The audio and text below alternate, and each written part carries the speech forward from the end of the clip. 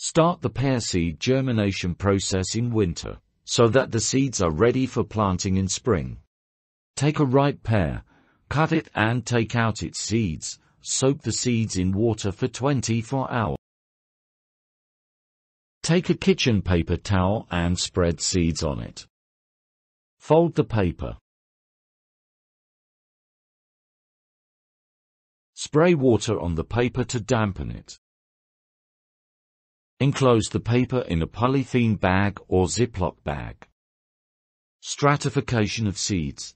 The pear seeds need stratification, which means a long cold, moist environment to mimic the winter conditions to break dormancy.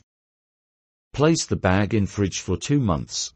After that you may plant the seeds. The seeds may germinate in the bag itself in the fridge. Plant the germinated seeds in soil.